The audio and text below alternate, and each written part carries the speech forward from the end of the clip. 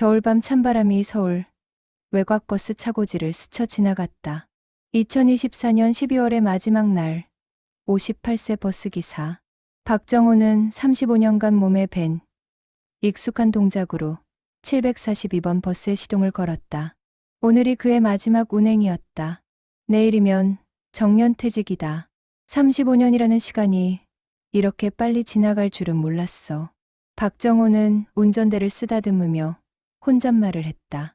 23세의 청년이었던 그가 이제 백발이 성성한 중년이 되었다. 이 버스 안에서 그는 청춘을 보냈고 중년을 보냈으며 이제 노년의 문턱에 서 있었다. 오후 6시 첫 운행이 시작되었다. 퇴근길 승객들이 하나둘 버스에 올랐다. 박정호는 그들의 얼굴을 보며 35년간의 기억을 되짚었다.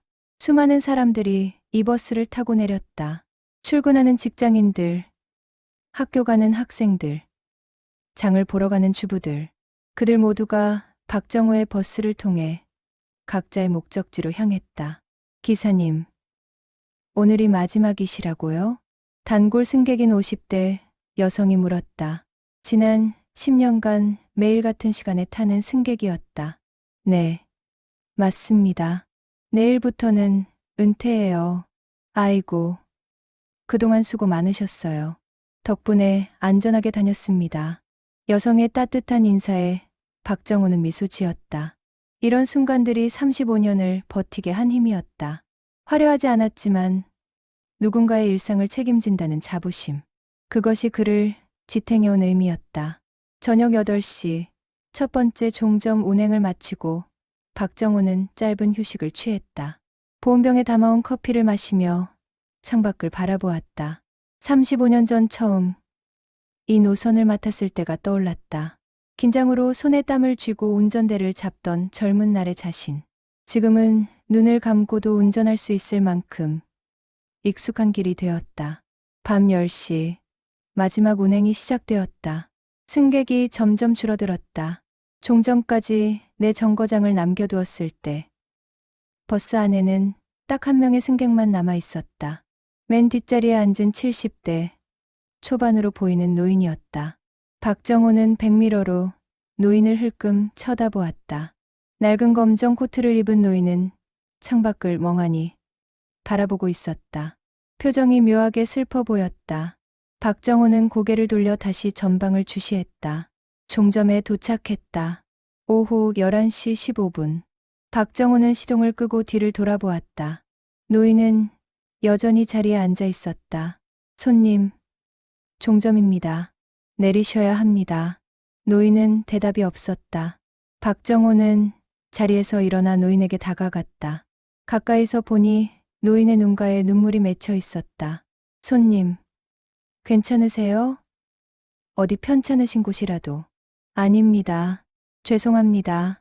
노인은 천천히 일어나 버스에서 내렸다. 박정호는 노인의 뒷모습을 바라보며 묘한 감정을 느꼈다. 무언가 말할 수 없는 슬픔이 그 등에서 느껴졌다. 그날 밤, 박정호는 집에 돌아와서도 그 노인이 계속 생각났다. 35년간 수많은 승객을 봤지만 유독 그 노인의 모습이 마음에 남았다. 왜일까? 그는 곰곰이 생각해봤지만 답을 찾을 수 없었다. 다음 날 아침, 박정호는 평소보다 일찍 일어났다. 마지막 근무를 마무리하기 위해 차고지로 향했다. 동료 기사들이 그를 반겼다. 정호야, 오늘이 진짜 마지막이네. 35년. 대단하다. 에이, 뭐 대단한 것까지야. 그냥 성실하게 일했을 뿐이지. 박정호는 겸손하게 웃었다. 하지만 속으로는 뿌듯함이 밀려왔다. 35년이라는 긴 세월을 한 길만 걸어온 것. 그것만으로도 충분히 자랑스러운 일이었다.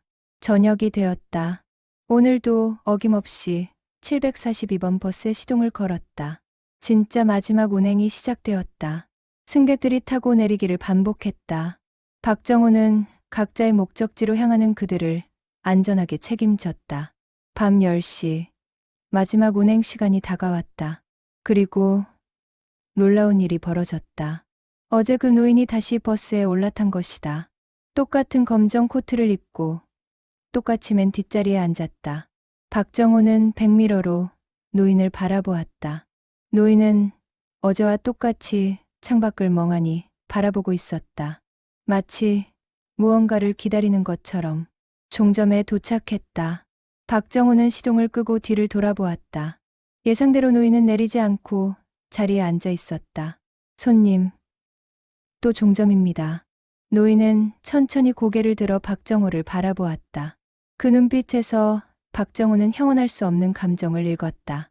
그리움, 슬픔, 그리고 무언가 더. 죄송합니다. 제가 또. 노인은 일어서다가 비틀거렸다. 박정호가 황급히 달려가 노인을 부축했다. 괜찮으세요? 제가 택시라도 불러드릴까요? 아닙니다. 걸어갈 수 있습니다. 감사합니다. 노인은 박정호의 손을 뿌리치지 않고 그대로 버스에서 내렸다. 박정호는 노인이 어둠 속으로 사라질 때까지 지켜보았다. 그날 밤, 박정호는 잠을 이룰 수 없었다. 노인의 모습이 계속 머릿속을 맴돌았다. 왜 그 노인은 종점에서 내리지 않으려 했을까? 무엇이 그를 버스 안에 붙들어두는 걸까? 아내 김순이가 걱정스러운 표정으로 물었다. 여보, 무슨 일 있어요? 오늘 정년퇴직했는데 기뻐해야 할 날 아니에요? 아니야. 그냥 이상한 승객을 봤거든. 이상한 승객이요? 박정호는 지난 이틀간 만난 노인에 대해 이야기했다. 김순이는 조용히 듣더니 고개를 가로저었다. 치매 환자일 수도 있고 아니면 집이 없는 노숙자일 수도 있죠. 여보, 이제 은퇴했으니까 그런 거 신경 쓰지 마요. 그래야 하는데 왠지 마음에 걸려. 다음 날 저녁, 박정우는 결국 차고지로 향했다. 후임 기사에게 742번 버스를 인계했지만 그 노인이 계속 신경 쓰였다. 그는 동료 기사 이민수를 찾아갔다. 민수야, 부탁 하나만 들어줄래? 뭔데요? 선배님? 오늘 밤 10시 742번 마지막 운행 좀 태워다 줄 수 있을까? 확인하고 싶은 게 있어서. 이민수는 의아한 표정을 지었지만 고개를 끄덕였다. 그날 밤 박정호는 이민수의 차를 타고 742번 버스를 따라갔다. 종점 근처에서 차를 세우고 버스가 도착하기를 기다렸다. 밤 11시 15분 742번 버스가 종점에 도착했다. 승객들이 하나둘 내렸다. 그리고 예상대로 맨 마지막에 그 노인이 내렸다. 낡은 검정 코트를 입고 느린 걸음으로. 박정호는 차에서 내려 조심스럽게 노인의 뒤를 따라갔다. 노인은 종점에서 50m쯤 떨어진 작은 공원으로 향했다. 가로등, 불빛 아래 낡은 벤치가 하나 있었다. 노인은 그 벤치에 앉아 하늘을 올려다보았다. 박정우는 멀찍이 떨어진 나무 뒤에 숨어 노인을 관찰했다. 노인은 한참 동안 하늘을 바라보더니 주머니에서 낡은 사진 한 장을 꺼냈다. 가로등 불빛에 비친 사진을 오래도록 들여다보았다. 당신, 여기 있었구려. 노인의 목소리가 밤바람에 실려 들려왔다. 그 목소리에는 깊은 그리움이 담겨 있었다. 박정우는 가슴 한쪽이 먹먹해졌다. 노인은 30분쯤 벤치에 앉아 있다가 천천히 일어섰다. 그리고 공원을 벗어나 어둠 속으로 사라졌다. 박정호는 노인이 완전히 사라진 때야 벤치로 다가갔다. 벤치에는 아무것도 남아있지 않았다. 하지만 박정호는 이상하게 마음이 무거웠다. 저 노인에게 무슨 사연이 있는 걸까? 다음 날 박정호는 종점 근처를 돌아다니며 노인에 대해 수소문했다. 종점 앞 편의점 주인에게 물었다. 혹시 이 근처에서 70대 초반쯤 되는 노인 보신 적 있으세요?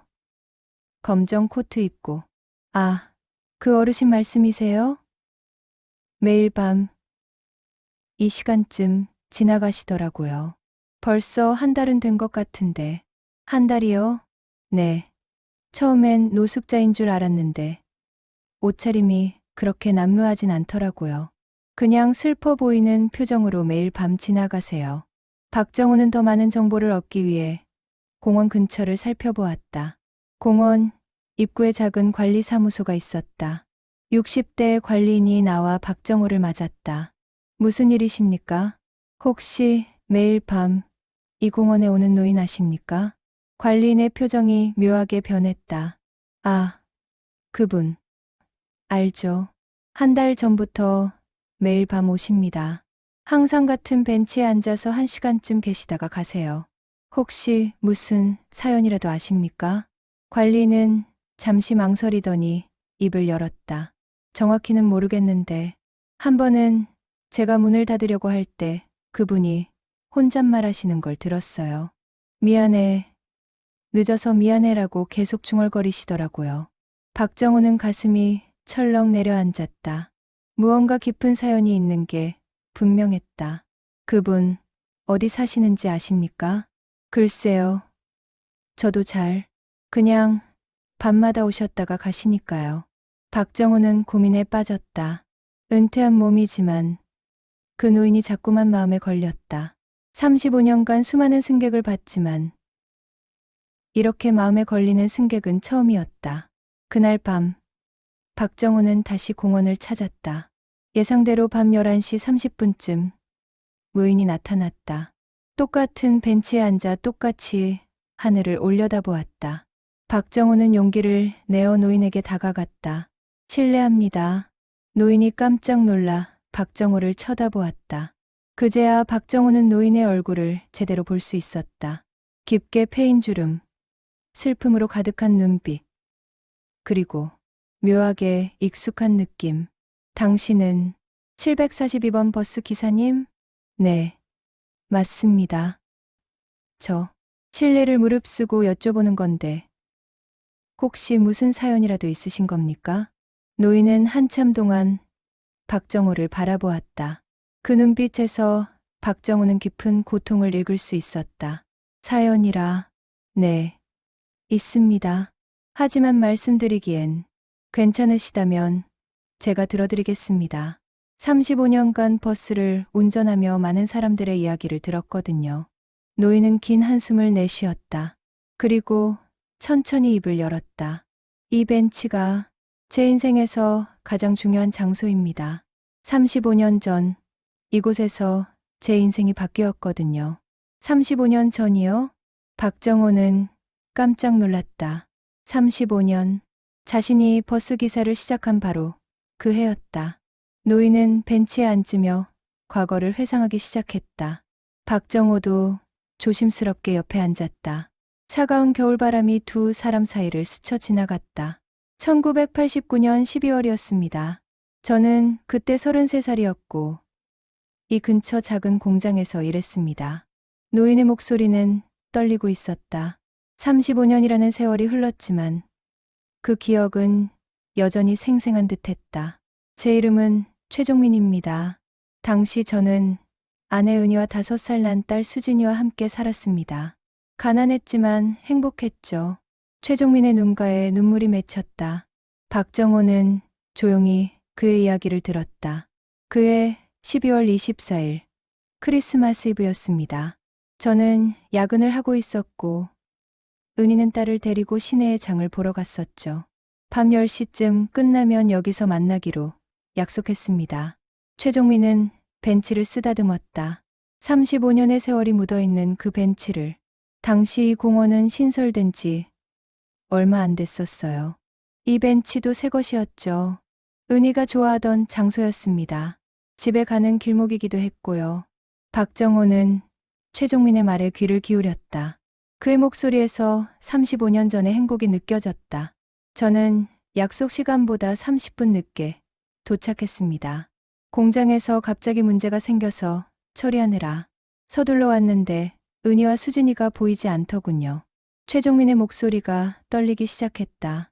처음엔 제가 먼저 도착한 줄 알았습니다. 30분쯤 기다렸죠.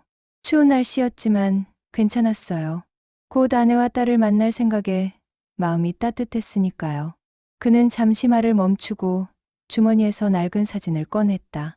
박정호가 공원에서 봤던 바로 그 사진이었다.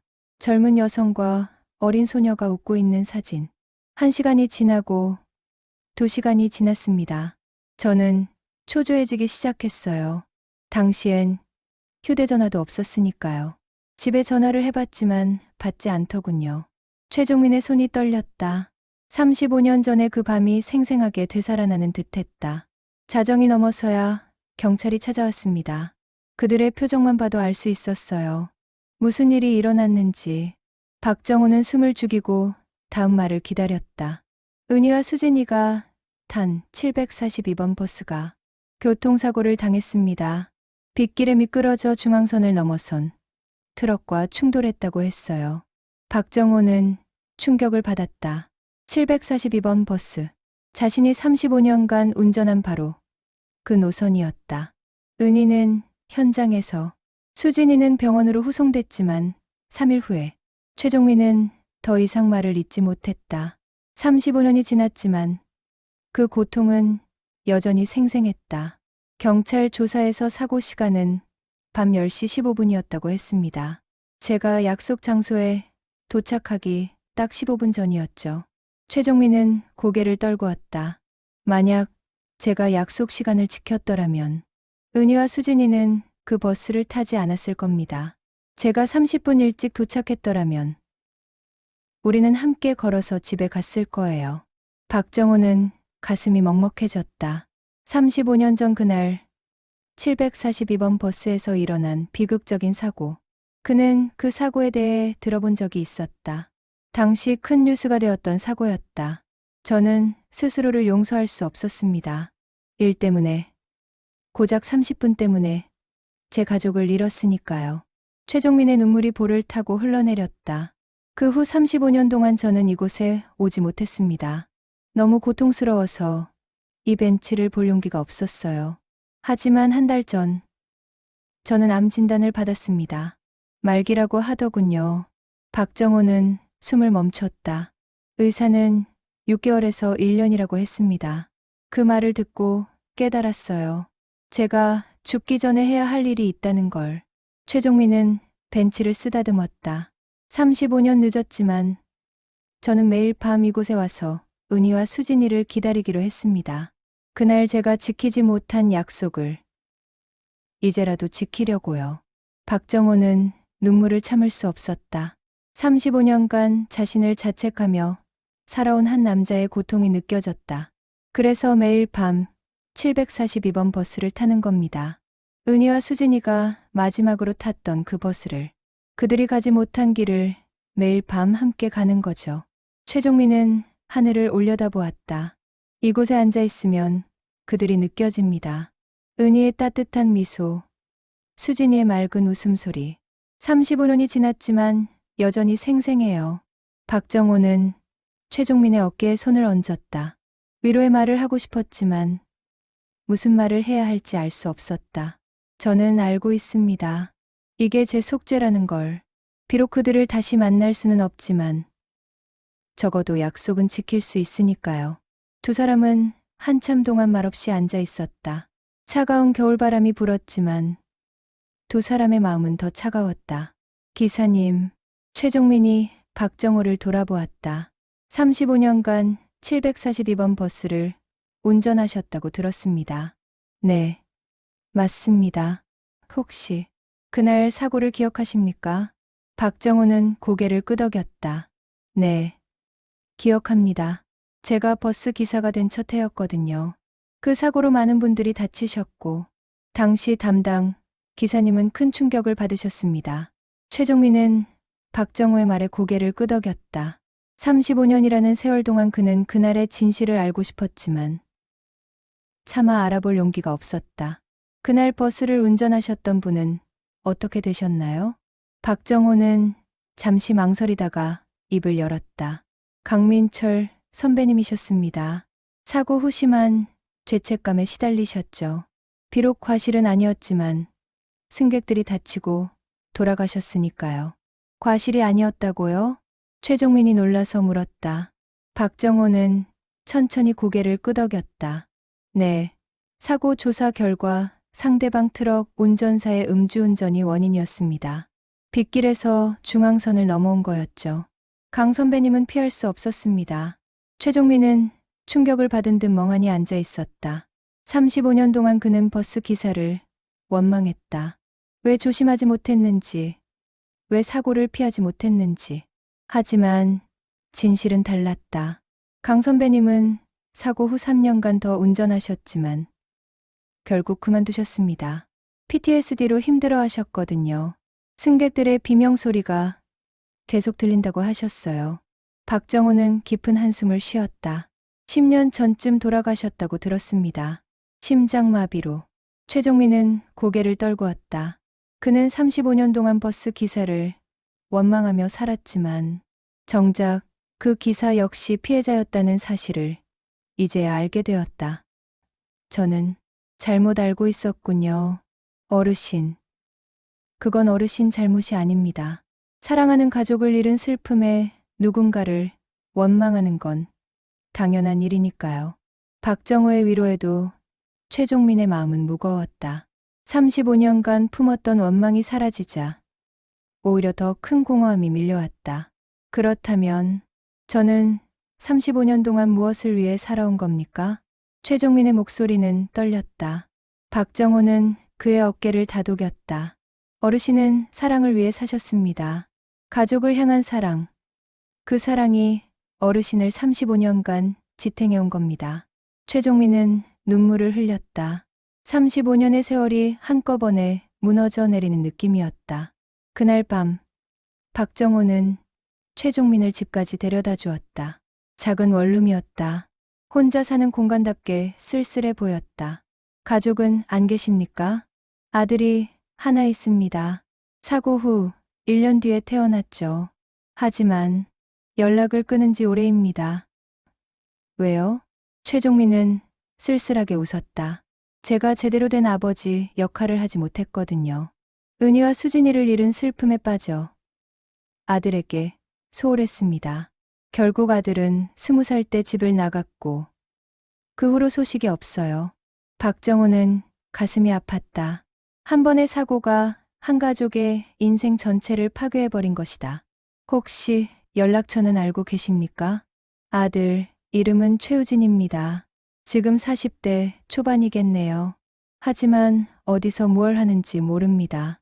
박정호는 최종민을 위해 무언가 해주고 싶었다. 남은 시간이 얼마 없는 이 노인에게 마지막 위안이라도 줄 수 있다면. 다음 날, 박정호는 아내에게 최종민의 이야기를 했다. 김순희는 눈물을 흘리며 들었다. 세상에 그런 사연이 있었다니. 여보, 우리가 도와드려야 해요. 나도 그렇게 생각해. 아들을 찾아주고 싶은데 어디서부터 시작해야 할지. 김순희는 잠시 생각하더니 말했다. 우리 아들 영호한테 물어보죠. 경찰관이잖아요. 혹시 도움을 줄 수 있을지도 몰라요. 박정호는 아들에게 전화를 걸었다. 박영호는 30대 중반의 젊은 경찰관이었다. 아버지, 무슨 일이세요? 박정호는 최종민의 사연을 설명했다. 영호는 진지하게 들었다. 최우진, 40대 초반. 알겠습니다. 제가 한번 찾아볼게요. 시간이 좀 걸릴 수 있지만 최선을 다해보겠습니다. 일주일 후, 영호에게서 연락이 왔다. 아버지, 찾았습니다. 최우진 씨 연락처 알아냈어요. 박정호는 가슴이 뛰었다. 정말이냐? 어떻게? 주민등록 전산으로 추적했습니다. 현재 인천에 살고 계시더라고요. 작은 인쇄소를 운영하고 계십니다. 박정호는 즉시 최종민에게 연락했다. 하지만 최종민의 반응은 예상과 달랐다. 고맙지만 저는 아들을 만날 자격이 없습니다. 무슨 말씀이세요? 아드님도 아버지를 보고 싶어 하실 겁니다. 아닙니다. 제가 그 아이에게 한 짓을 생각하면 차라리 이대로 죽는 게 나을 것 같습니다. 박정호는 포기하지 않았다. 그는 며칠 동안 최종민을 설득했다. 그리고 마침내 최종민은 마음을 열었다. 좋습니다. 하지만 제가 직접 찾아가겠습니다. 마지막 용기를 내보겠습니다. 박정호는 미소 지었다. 이것이 최종민에게 필요한 것이었다. 35년간의 자책에서 벗어나 남은 가족과 화해하는 것. 며칠 후 박정호는 최종민과 함께 인천으로 향했다. 최종민은 떨리는 손으로 사진을 꼭 쥐고 있었다. 은희와 수진이의 사진. 괜찮으시겠습니까? 모르겠습니다. 하지만 해야 합니다. 죽기 전에 아들에게 사과해야 해요. 인쇄소 앞에 도착했다. 우진인쇄라는 간판이 보였다. 최종민은 한참 동안 그 앞에 서 있었다. 들어가시죠. 박정호의 격려에 최종민은 천천히 문을 열었다.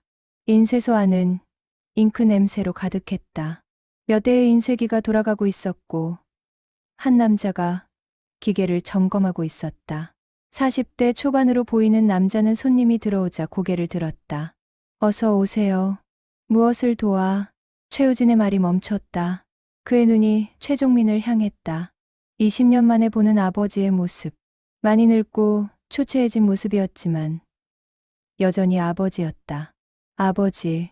우진의 목소리는 떨렸다. 최종민은 그 자리에 얼어붙은 듯 서 있었다. 20년이라는 세월이 사람 사이에 높은 벽을 쌓아놓았다. 우진아. 나다. 최종민의 목소리도 떨렸다.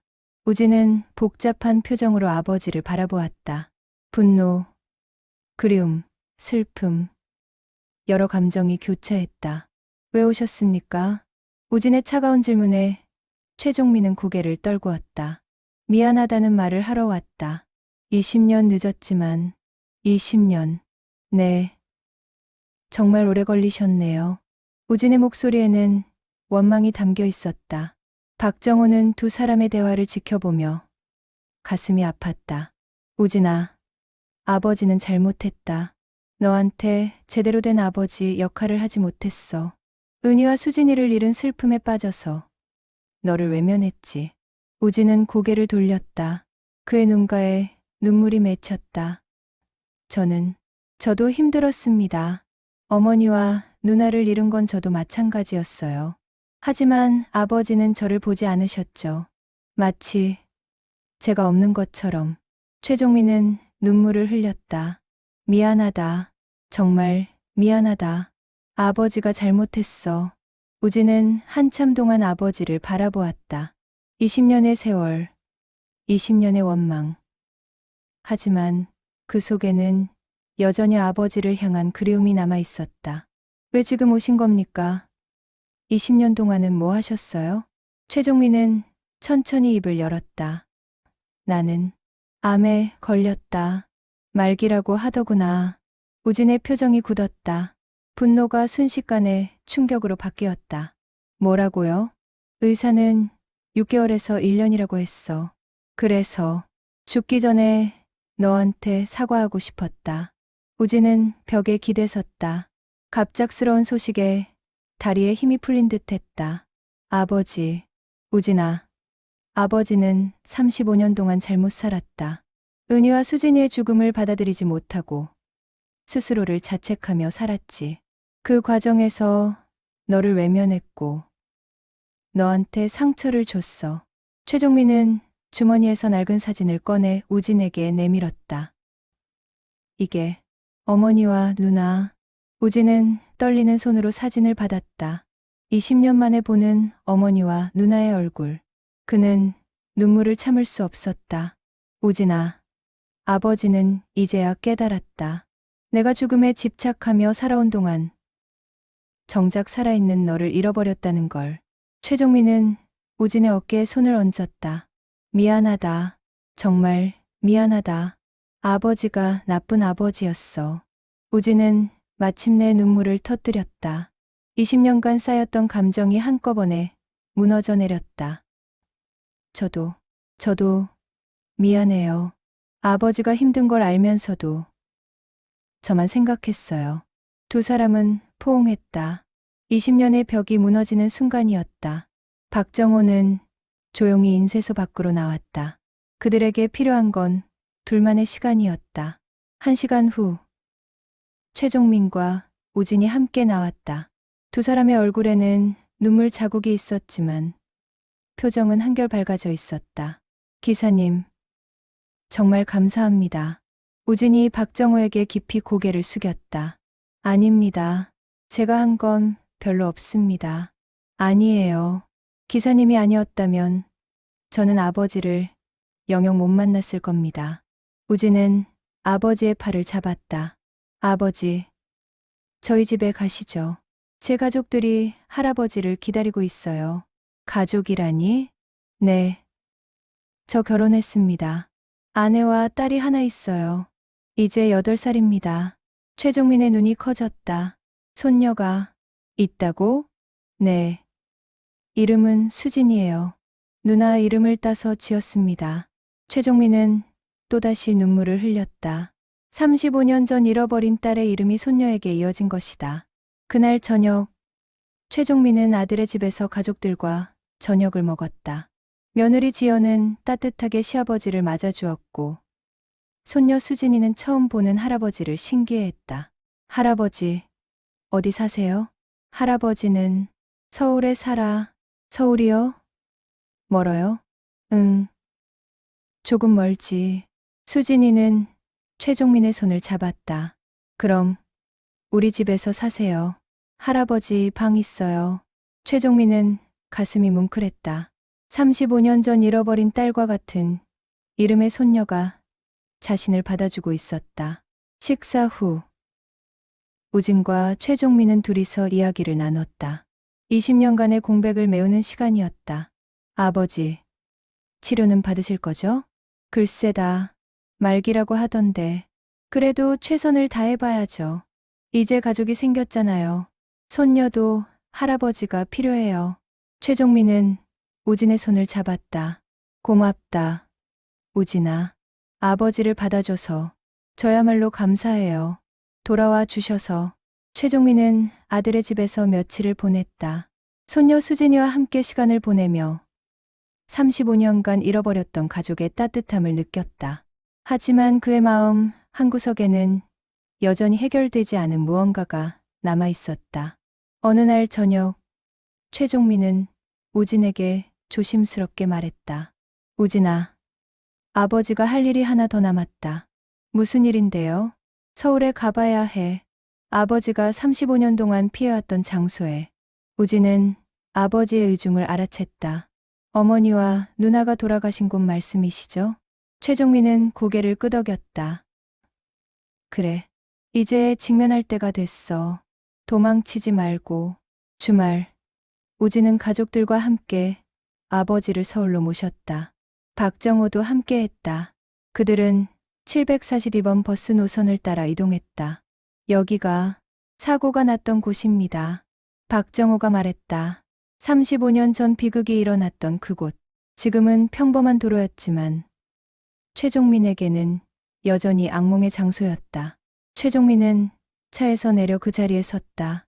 35년 만에 처음 찾는 곳이었다. 은희야, 수진아, 아빠가 왔어. 그의 목소리는 떨렸다. 35년의 세월이 한꺼번에 밀려왔다. 미안해. 정말 미안해. 약속을 지키지 못해서, 너희를 보호하지 못해서. 우진이 아버지의 곁으로 다가갔다. 아버지, 어머니와 누나는 아버지를 원망하지 않으세요. 사고는 아버지 잘못이 아니었잖아요. 알아. 이제는 알아. 하지만 35년 동안 아버지는 스스로를 용서할 수 없었어. 최종민은 하늘을 올려다보았다. 은희야, 수진아, 아빠는 이제 너희를 보내줄게. 더 이상 너희를 붙잡고 있지 않을게. 그는 주머니에서 35년간 간직해온 사진을 꺼냈다. 낡고 해진 사진. 그동안 수없이 들여다보았던 그 사진. 우진아, 이 사진 내가 가져라. 아버지. 아버지는 이제 과거가 아니라 현재를 살고 싶다. 너와 지연이. 그리고 우리 수진이와 함께. 우진은 사진을 받으며 눈물을 흘렸다. 아버지가 마침내 과거의 고통에서 벗어나고 있었다. 그들은 함께 공원으로 갔다. 최종민이 35년 동안 피해왔고 한 달간 매일 밤 찾았던 그 공원. 그 벤치. 여기가 할아버지가 할머니랑 약속했던 곳이에요? 손녀 수진이가 물었다. 그래, 맞아. 할머니는 왜 안 오셨어요? 할머니는 하늘나라에 가셨단다. 그럼 할아버지는 왜 계속 기다리신 거예요? 수진이의 순수한 질문에 최종민은 미소 지었다. 할아버지가 약속을 지키지 못해서 미안했거든. 그래서 이제라도 지키려고 했지. 이제는 약속 지키셨어요? 응, 이제 지켰어. 최종민은 벤치에 앉았다. 35년 전 은희와 약속했던 바로 그 자리. 하지만 이번에는 혼자가 아니었다. 아들과 며느리, 그리고 사랑하는 손녀가 함께였다. 은희야, 우리 아들 잘 컸어. 내가 좋아했을 거야. 며느리도 좋은 사람이고, 손녀는 정말 예쁘게 생겼어. 우리 수진이 닮았어. 최종민은 가족들을 바라보며 말했다. 고맙다. 아버지한테 다시 가족이 생겨서 정말 고맙다. 저녁이 되자 박정호가 말했다. 어르신, 마지막으로 742번 버스 타고 가시겠습니까? 최종민은 잠시 망설이다가 고개를 끄덕였다. 그래야겠지. 마지막으로 그들은 함께 742번 버스를 탔다. 35년 전 은희와 수진이가 마지막으로 탔던 그 버스. 하지만 이번에는 새로운 가족과 함께였다. 버스가 출발했다. 최종민은 창밖을 바라보았다. 35년 전과 많이 달라진 거리. 하지만 버스의 흔들림은 여전했다. 할아버지, 버스 재밌어요. 손녀 수진이가 신나게 말했다. 최종민은 손녀의 머리를 쓰다듬었다. 그래, 재밌지? 네. 우리 또 타요. 최종민은 미소 지었다. 35년 동안 고통의 상징이었던 이 버스가 이제는 새로운 추억의 장소가 되고 있었다. 종점에 도착했다. 박정호가 문을 열며 말했다. 종점입니다. 모두 내리셔야 합니다. 최종민은 일어섰다. 이번에는 주저하지 않았다. 가족들과 함께 버스에서 내렸다. 기사님, 35년 동안 감사했습니다. 제가 감사하죠. 어르신 덕분에 제 인생도 돌아보게 됐습니다. 두 사람은 악수했다. 35년의 세월이 두 사람을 이어준 것이다. 최종민은 아들의 집으로 완전히 이사했다. 우진은 아버지를 위해 작은 방을 마련했고, 최종민은 그곳에서 새로운 삶을 시작했다. 아버지, 내일 병원 가서 정밀 검사 받으셔야 해요. 그래야겠지. 손녀 때문에라도 조금 더 살아야 할 것 같구나. 다음 날, 그들은 서울의 큰 병원을 찾았다. 종양학과 전문의인 이수연 교수가 최종민을 진찰했다. 최종민 환자분, 이전 병원에서 말기 판정을 받으셨다고요? 네, 그렇습니다. 이수연 교수는 CT 사진과 각종 검사 결과를 꼼꼼히 살펴봤다. 한참 후, 그녀는 고개를 들었다. 다행히 이전 진단보다는 상황이 나아 보입니다. 암이 전이되긴 했지만 항암 치료를 시작하면 충분히 시간을 벌 수 있을 것 같습니다. 정말입니까? 네. 최선을 다해 보시죠. 가족분들의 지원도 중요합니다. 우진이 아버지의 손을 꼭 잡았다. 아버지, 잘 됐어요. 우리 힘내봐요. 최종민은 눈물을 글썽였다. 죽음을 받아들이고 있었는데 이제는 살아야 할 이유가 생긴 것이다. 항암 치료가 시작되었다. 힘든 과정이었다. 구토와 탈모, 극심한 피로. 하지만 최종민은 견뎠다. 가족이 있었기 때문이다. 할아버지, 아파요? 손녀 수진이가 병실에 찾아와 물었다. 조금. 하지만 괜찮아. 할아버지 강하거든. 제가 그림 그려왔어요. 할아버지 빨리 나으시라고. 수진이는 크레용으로 그린 그림을 보여줬다. 할아버지와 손녀가 손을 잡고 웃고 있는 그림이었다. 고맙다. 우리 수진이. 할아버지 힘이 난다. 최종민은 그림을 병실 벽에 붙였다. 그리고 힘들 때마다 그 그림을 보며 힘을 냈다. 박정호도 자주 병원을 찾았다. 두 사람은 진한 우정을 나누게 되었다. 어르신, 오늘 컨디션은 어떠세요? 좋아. 덕분에 살맛이 나. 35년간 버스를 운전하며 수많은 승객을 봤지만 어르신만큼 특별한 승객은 없었습니다. 나도 그래. 기사님을 만난 건 내 인생의 축복이야. 두 사람은 자주 35년 전 이야기를 나눴다. 박정호는 당시 버스 기사였던 강민철 선배에 대해 더 자세히 이야기해줬다. 강 선배님은 정말 성실한 분이셨습니다. 사고 후에도 3년간 운전을 계속하셨는데 매일 밤 악몽에 시달리셨다고 해요. 그분도 피해자였군요. 네, 맞습니다. 음주운전 트럭 때문에 일어난 사고였지만 정작 강 선배님이 가장 큰 상처를 받으셨죠. 최종민은 깊은 한숨을 쉬었다.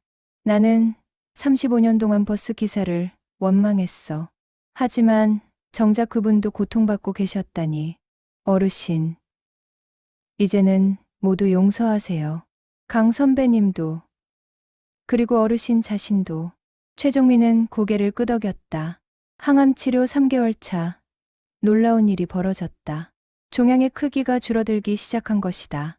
최종민 환자분, 치료 반응이 아주 좋습니다. 이대로만 가면 완치도 가능할 것 같습니다. 이수연 교수의 말에 가족들은 환호했다. 최종민 자신도 믿기지 않았다. 정말 제가 살 수 있는 겁니까? 네, 충분히 가능합니다. 의지가 중요한데 환자분은 살고자 하는 의지가 강하시니까요. 그날 저녁, 가족들은 병원 근처 식당에서 조촐하게 축하 모임을 가졌다. 아버지, 정말 다행이에요. 이제 우리 오래오래 함께 살아요. 그래야지. 손녀 결혼할 때까지는 봐야지. 할아버지, 저 아직 어린이에요. 수진이의 말에 모두가 웃었다. 웃음소리가 식당에 가득 찼다. 박정호는 이 광경을 보며 흐뭇해했다. 35년 만에 최종민이 진정한 행복을 되찾은 것이다. 하지만 최종민의 마음에는 아직 하나의 짐이 남아 있었다. 어느 날 그는 박정호에게 조심스럽게 물었다. 기사님, 혹시 강민철 선배님 묘소를 아십니까? 네, 알고 있습니다. 왜 그러세요? 그분을 찾아뵙고 싶어. 사과하고 싶어. 박정호는 최종민의 진심을 느꼈다. 알겠습니다. 제가 모시고 가겠습니다. 주말, 박정호는 최종민을 경기도의 한 공원 묘지로 데려갔다. 강민철의 묘소는 조용한 언덕에 있었다. 최종민은 묘비 앞에 무릎을 꿇었다. 강민철 기사님, 저는 최종민입니다. 35년 전 742번 버스 사고로 아내와 딸을 잃은 사람입니다. 그는 준비해온 꽃을 놓았다. 35년 동안 저는 당신을 원망했습니다. 왜 사고를 피하지 못했는지, 왜 제 가족을 지키지 못했는지. 하지만 이제야 알았습니다. 당신도 피해자였다는 것을. 최종민의 목소리는 떨렸다. 미안합니다. 당신을 원망한 것 정말 미안합니다. 당신은 최선을 다하셨는데 저는 그걸 몰랐어요. 그는 묘비에 이마를 대고 눈물을 흘렸다. 이제 편히 쉬세요. 더 이상 스스로를 자책하지 마세요. 저도 이제 당신을 용서합니다. 그러니 당신도 스스로를 용서하세요. 박정호는 멀리서 이 광경을 지켜보며 눈물을 흘렸다. 35년 만의 화해였다. 비록 한 사람은 이 세상에 없지만 진심은 전해질 것이다. 항암 치료 6개월 차. 최종민의 건강은 눈에 띄게 좋아졌다. 종양은 거의 사라졌고 의사는 완치 판정을 내렸다. 축하드립니다. 최종민 환자분. 완치입니다. 이수연 교수의 말에 진료실에 있던 모든 사람이 환호했다. 최종민은 믿을 수 없다는 표정으로 의사를 바라보았다. 정말 제가 살았습니까? 네, 기적입니다. 환자분의 강한 의지와 가족의 사랑이 만든 기적이죠. 최종민은 가족들을 끌어안았다. 죽음을 받아들이고 있었던 그가 이제는 새로운 삶을 얻었다. 아버지, 정말 다행이에요. 이제 우리 행복하게 살아요. 그래, 우진아. 이제 진짜 아버지 역할 할게. 집으로 돌아온 최종민은 새로운 결심을 했다. 35년간의 고통을 헛되이 하지 않으려면 그 경험을 다른 사람들에게 나눠야 한다고 생각했다. 기사님, 제가 하고 싶은 일이 있어요. 무슨 일인데요? 교통사고 피해 가족들을 돕고 싶어요. 제가 겪은 고통을 다른 사람들은 겪지 않도록. 박정호는 감동했다. 좋은 생각입니다. 제가 도와드리겠습니다. 두 사람은 함께 희망의 버스라는 작은 모임을 만들었다. 교통사고로 가족을 잃은 사람들이 모여 서로의 아픔을 나누고 위로하는 모임이었다. 첫 모임에는 10명의 사람들이 모였다. 모두 교통사고로 사랑하는 가족을 잃은 이들이었다. 안녕하세요. 저는 최종민입니다. 35년 전 교통사고로 아내와 딸을 잃었습니다. 최종민의 소개에 사람들은 조용히 귀를 기울였다. 저는 35년 동안 스스로를 자책하며 살았습니다. 왜 제가 살아남았는지, 왜 가족을 지키지 못했는지, 그 고통 속에서 살아있는 아들마저 외면했죠. 그는 자신의 이야기를 솔직하게 나눴다. 35년간의 고통, 그리고 극복의 과정. 하지만 저는 이제 깨달았습니다. 우리가 살아남은 건 이유가 있다는 것을. 우리는 떠나간 이들을 기억하고 그들의 사랑을 이어가야 합니다. 한 중년 여성이 손을 들었다. 저는 5년 전 교통사고로 남편을 잃었습니다. 아직도 매일 밤 악몽에 시달려요. 어떻게 극복하셨나요? 최종민은 따뜻한 눈빛으로 여성을 바라보았다. 극복이라기보다는 받아들이는 거죠. 그들이 떠났다는 사실을. 하지만 그들의 사랑은 여전히 우리 곁에 있다는 것을. 모임은 매주 열렸다. 점점 더 많은 사람들이 참여했다. 최종민은 자신의 경험을 나누며 다른 이들을 위로했다. 어느 날, 한 젊은 남성이 모임에 왔다. 안녕하세요. 저는 이진우입니다. 3개월 전 교통사고로 약혼녀를 잃었습니다. 그는 눈물을 흘리며 말했다. 결혼식이 한 달 앞으로 다가왔었어요. 모든 게 준비됐었는데 음주운전자 때문에 모든 게 사라졌습니다. 최종민은 진우의 고통을 이해했다. 35년 전 자신의 모습이 보였다. 진우 씨, 지금은 힘들겠지만 시간이 지나면 조금씩 나아질 겁니다. 아니에요. 절대 나아질 것 같지 않아요. 전 어떻게 살아야 할지 모르겠어요. 최종민은 진우의 어깨에 손을 얹었다. 저도 그렇게 생각했습니다. 35년 동안. 하지만 살아야 합니다. 떠나간 이들이 원하는 건 우리가 행복하게 사는 거니까요. 진우는 최종민을 바라보았다. 정말 그렇게 믿으세요? 네. 이제는 확신합니다. 제 아내와 딸도 제가 고통 속에 사는 걸 원하지 않았을 겁니다. 모임 후 진우는 최종민에게 개인적으로 다가왔다. 저 도와주실 수 있나요? 혼자서는 견딜 수 없을 것 같아요. 물론이죠. 제 연락처예요. 언제든 힘들면 연락하세요. 그 후로 최종민은 진우의 멘토가 되었다. 일주일에 2~3번 만나 이야기를 나누고 진우가 조금씩 일상으로 돌아갈 수 있도록 도왔다. 최 선생님, 오늘 회사에 복직했어요. 몇 달 후 진우가 밝은 표정으로 말했다. 잘했어요. 한 걸음씩 나아가는 거예요. 선생님, 덕분입니다. 선생님이 아니었다면 저는 아마. 아니에요. 진우 씨 스스로 해낸 거예요. 저는 그저 곁에 있었을 뿐입니다. 희망의 버스 모임은 점점 커졌다. 1년 후에는 10명이 넘는 회원이 생겼다. 최종민은 이들을 위해 매주 강연을 했고 개별 상담도 진행했다. 어느 날 한 방송국에서 연락이 왔다. 최종민 씨, 저희가 교통사고 피해 가족들에 대한 다큐멘터리를 제작하려고 합니다. 출연해 주실 수 있으신가요? 최종민은 잠시 망설였다. 자신의 이야기를 공개하는 것이 부담스러웠다. 하지만 이것이 더 많은 사람들을 도울 수 있는 기회라고 생각했다. 좋습니다. 제 이야기가 누군가에게 도움이 된다면요. 다큐멘터리가 방영되었다. 최종민의 35년간의 이야기. 그리고 극복의 과정이 1시간 동안 방영되었다. 반응은 폭발적이었다. 제 이야기를 들어주셔서 감사합니다. 우리도 희망이 있다는 걸 알게 됐어요. 전국에서 편지와 메시지가 쏟아졌다. 최종민은 가능한 한 모든 사람에게 답장을 보냈다. 박정호는 이런 최종민을 보며 뿌듯해했다. 어르신, 정말 대단하십니다. 35년의 고통을 이렇게 의미 있는 일로 승화시키시다니. 기사님 덕분입니다. 기사님이 아니었다면 저는 여전히 고통 속에 살고 있었을 거예요. 아니에요. 어르신 스스로 해내신 겁니다. 2년이 흘렀다. 최종민은 완전히 건강을 되찾았고 희망의 버스 모임은 전국적인 조직으로 성장했다. 그는 이제 교통사고 피해 가족들에게 희망의 상징이 되었다. 어느 날 박정호가 특별한 제안을 했다.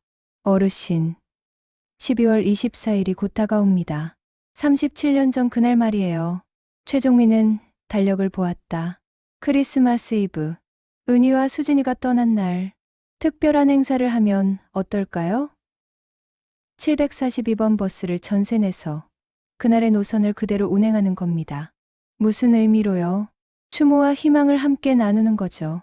교통사고로 가족을 잃은 분들이 함께 버스를 타고 떠나간 이들을 기억하면서도 앞으로 나아가는 의미를 담는 겁니다. 최종민은 잠시 생각하다가 고개를 끄덕였다. 좋은 생각입니다. 해봅시다. 준비가 시작되었다. 서울시와 버스 회사의 협조를 받아 12월 24일 밤 742번 버스 한 대를 전세로 빌렸다. 희망의 버스 회원들에게 참여를 권유했고 10명이 넘는 사람들이 신청했다. 12월 24일 오후 10시 742번 버스 종점에 사람들이 모였다. 교통사고로 가족을 잃은 이들, 그리고 그 가족들 모두 함께 버스에 올랐다.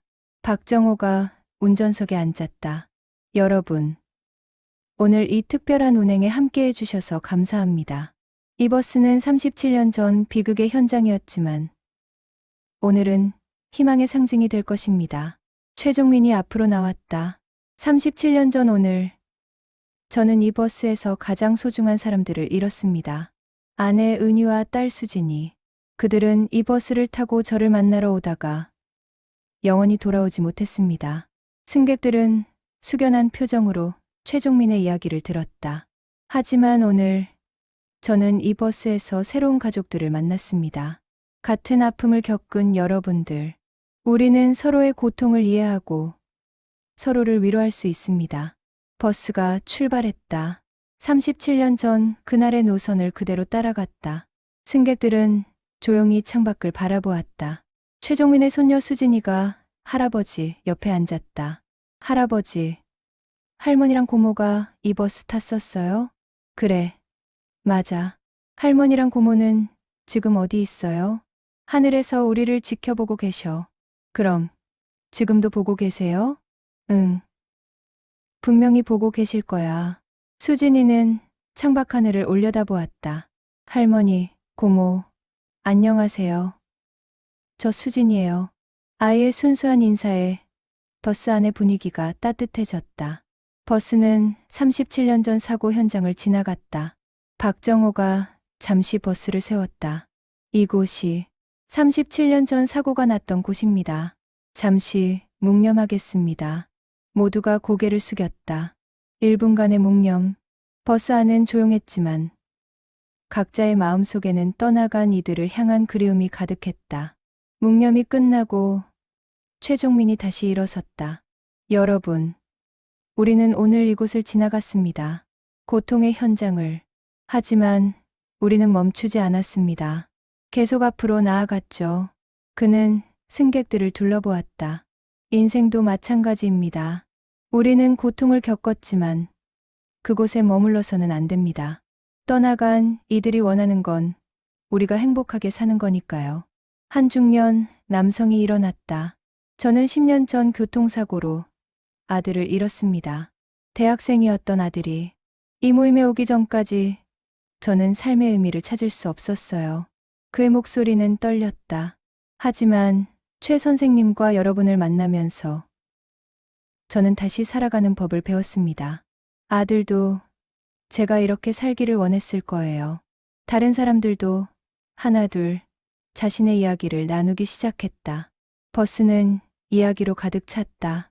슬픔의 이야기, 그리고 희망의 이야기. 밤 11시 15분.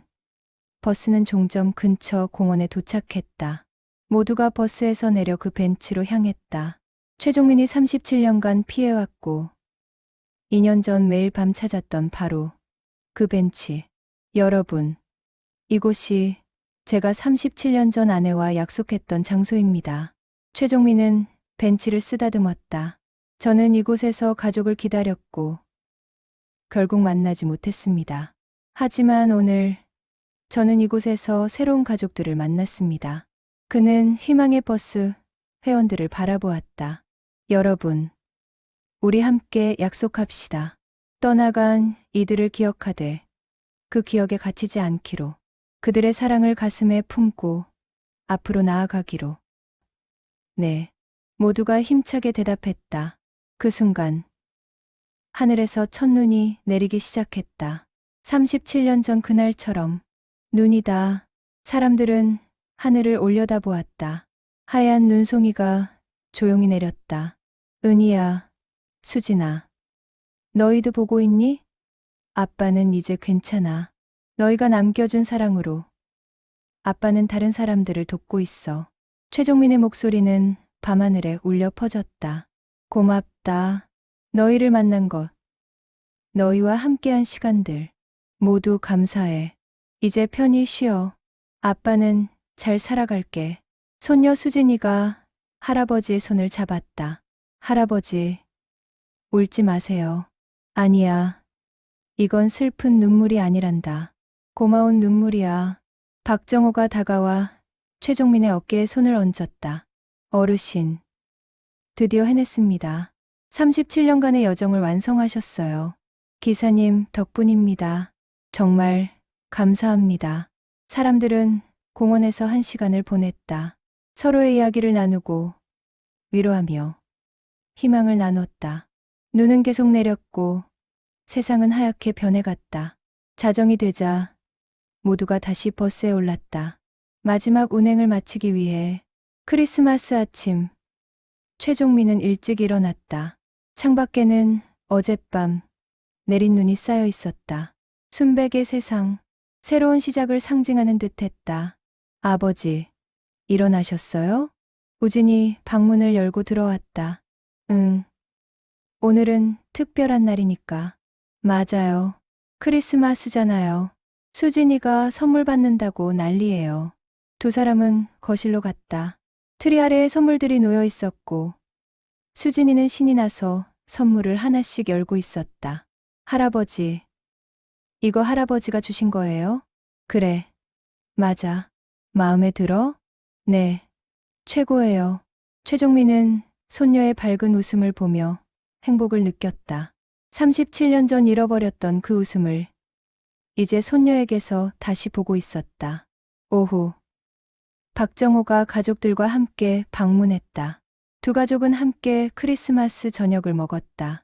어르신, 어제 행사 반응이 대단하더군요. 아침 뉴스에도 나왔어요. 그래요? 저는 못 봤는데. 박정호는 휴대전화로 뉴스 영상을 보여줬다. 희망의 버스 37주기 추모 행사가 감동적으로 보도되었다. 많은 분들이 감동받으셨대요. 전국에서 비슷한 모임을 만들고 싶다는 연락도 왔고요. 최종민은 뿌듯했다. 자신의 고통이 다른 이들에게 희망이 되고 있었다. 저녁 식사 후 최종민은 박정호와 단둘이 이야기를 나눴다. 기사님, 정말 감사합니다. 2년 전 그날 밤 기사님이 저에게 말을 걸지 않았다면 저는 지금 여기 없었을 겁니다. 아니에요, 어르신. 저야말로 감사하죠. 어르신 덕분에 제 인생도 더 의미 있어졌습니다. 35년간 버스를 운전하시면서 수많은 승객들을 만나셨겠지만 저 같은 승객은 처음이었을 거예요. 박정호는 웃었다. 맞아요. 하지만 그게 바로 인연이죠. 우리는 만나야 할 때 만난 겁니다. 최종민은 고개를 끄덕였다. 기사님, 제가 하나 고백할 게 있어요. 뭔데요? 사실 처음 742번 버스를 탔을 때 저는 마지막이라고 생각했어요. 은희와 수진이에게 가려고 했죠. 박정호는 충격을 받았다. 어르신. 하지만 기사님이 저를 붙잡아 주셨어요. 관심을 가져주시고 제 이야기를 들어주셨죠. 그 덕분에 저는 다시 살 수 있었습니다. 최종민은 박정호의 손을 잡았다. 기사님은 제 생명의 은인입니다. 진심으로 감사드립니다. 박정호는 눈물을 글썽였다. 어르신, 제가 더 감사하죠. 어르신을 통해 제 직업의 진정한 의미를 깨달았습니다. 버스기사는 단순히 승객을 목적지로 데려다주는 사람이 아니라 때로는 누군가의 인생을 바꿀 수 있는 사람이라는 거려. 두 사람은 따뜻하게 포옹했다. 며칠 후 새해가 밝았다. 최종민은 새해 첫날 특별한 계획을 세웠다. 그는 희망의 버스 회원들과 함께 교통안전 캠페인을 시작하기로 했다. 여러분, 우리가 겪은 고통을 다른 사람들이 겪지 않도록 교통안전 의식을 높이는 캠페인을 하면 어떨까요? 회원들은 열렬히 찬성했다. 그들은 전국의 학교와 기업을 찾아다니며 교통안전 교육을 시작했다. 여러분, 교통사고는 순간의 부주의로 일어납니다. 하지만 그 영향은 평생 갑니다. 최종민은 자신의 경험을 생생하게 전했다. 학생들과 직장인들은 그의 이야기에 귀를 기울였다. 안전벨트를 매는 것, 신호를 지키는 것, 음주운전을 하지 않는 것. 이런 작은 실천들이 누군가의 인생을 구할 수 있습니다. 캠페인은 큰 반향을 일으켰다. 정부에서도 관심을 가지고 공식 교통안전 홍보대사로 최종민을 위촉했다. 최종민 씨, 홍보대사 위촉을 축하드립니다. 앞으로도 교통안전을 위해 힘써 주시길 바랍니다. 국토교통부 장관이 직접 위촉장을 전달했다. 최종민은 감격스러웠다. 감사합니다. 제 고통이 의미 있는 일로 이어질 수 있어 기쁩니다. 봄이 왔다. 최종민은 희망의 버스 활동과 교통안전 캠페인으로 바쁜 나날을 보냈다.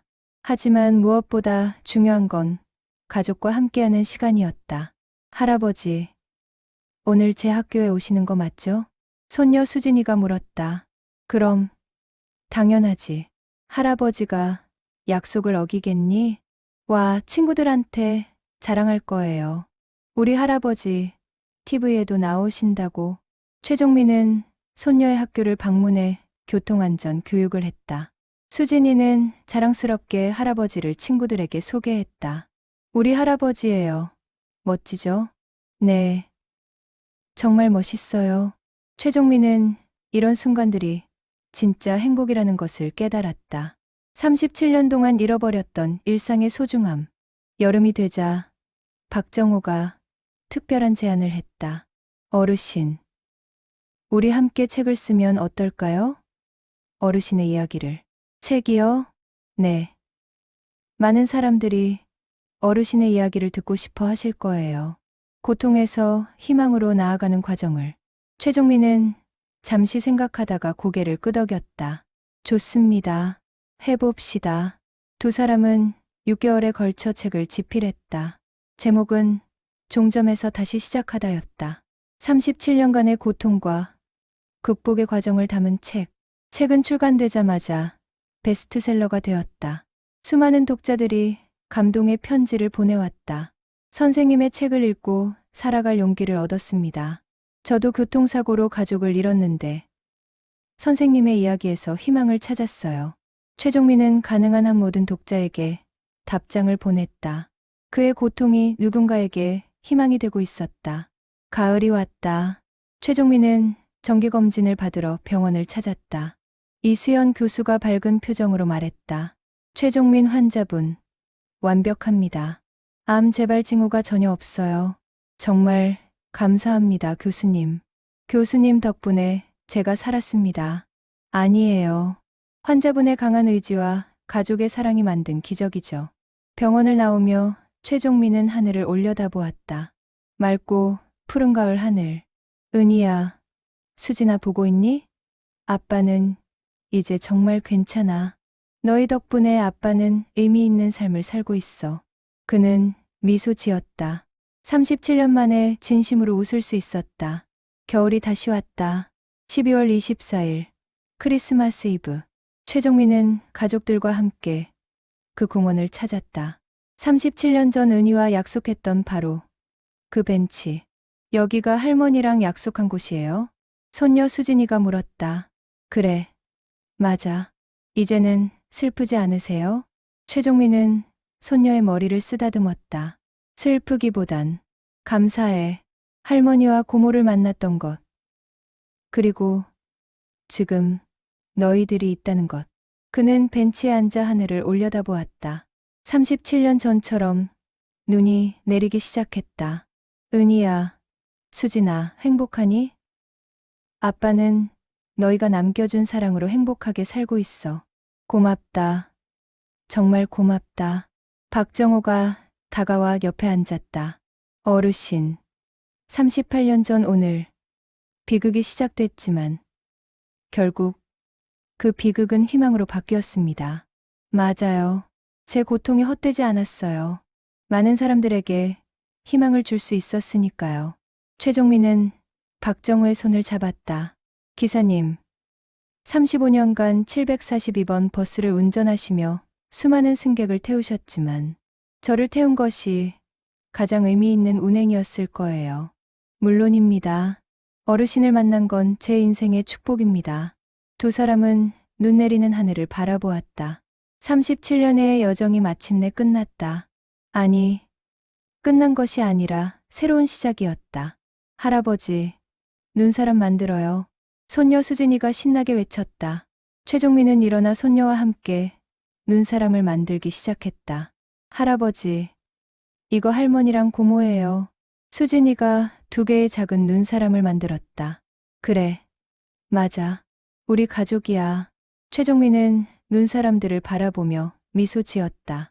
떠나간 가족, 그리고 함께하는 가족. 모두가 사랑으로 연결되어 있었다.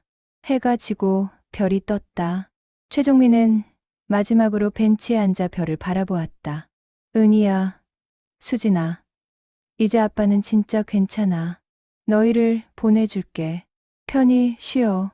아빠는 살아있는 사람들과 행복하게 살아갈게. 사랑해, 영원히. 그는 일어나 가족들에게 다가갔다. 더 이상 과거에 머물지 않았다.